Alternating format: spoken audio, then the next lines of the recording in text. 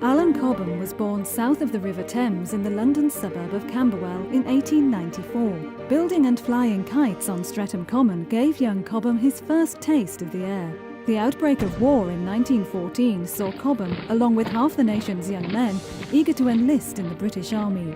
As the war dragged on, Cobham became aware of the greater dependence being placed on motorised transport, and in particular the aeroplane.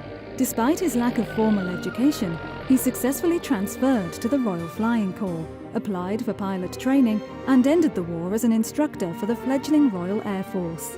The end of the hostilities saw the demobilisation of some 22,000 pilots. Untrained for anything other than flying, many hoped to find employment in civil aviation.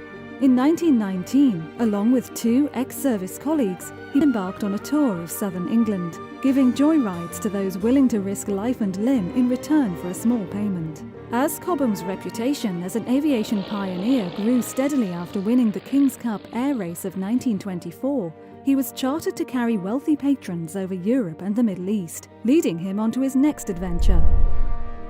In 1924, Cobham took to the skies on a 4-month round trip to Rangoon, India, carrying the Director of Civil Aviation to establish air routes, assess locations for landing sites, and decide whether flying boats, airships or land-based aeroplanes would prove the most effective.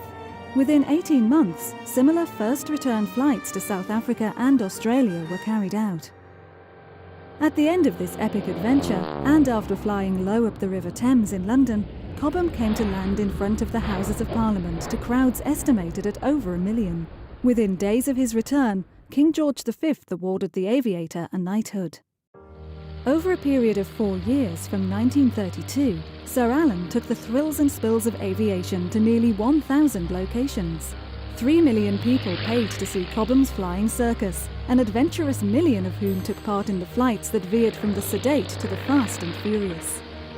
By the mid-1930s, Sir Alan Cobham's instinct for innovation told him that touring air shows had largely run its course. The time had come to move on. During the 20s and 30s, air refuelling was only used to assist in setting flight endurance records. Sir Alan formed Flight Refuelling Limited on October 29, 1934, to focus his efforts on its wider application.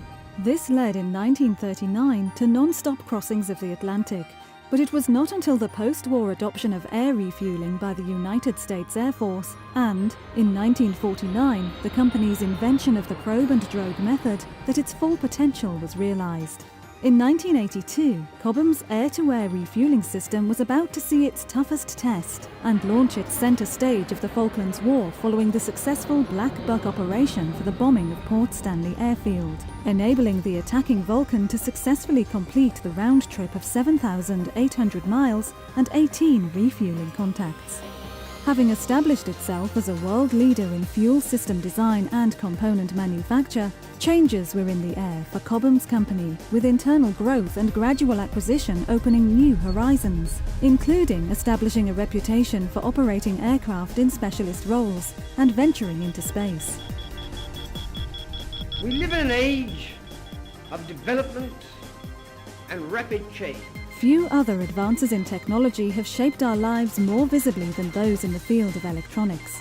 From telegraph to email, switchboard to satellite communications, our ability to create ever more capable devices in ever smaller packages has influenced how the world now conducts business, transport, and national defense.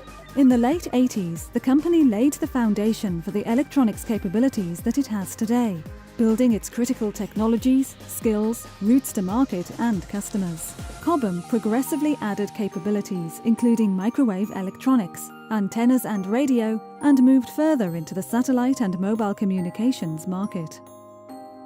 Cobham has successfully positioned itself as an innovative technology company with a bright future.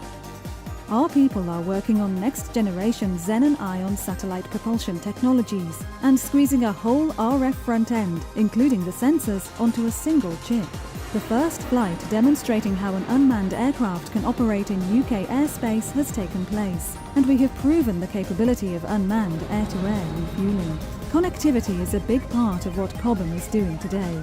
Fifth-generation wireless technologies are in development in our labs, and we can intelligently navigate wireless signals around buildings based on user demand. Cobham has recently developed the world's smallest HD video transmitter, and British mountaineer Daniel Hughes made a world first when he broadcast himself from the summit of Everest using the Cobham Explorer 700 satellite communication system. Cobham is working on tomorrow's technologies today, keeping people safe, solving challenging problems, and continuing our 80 years of innovation.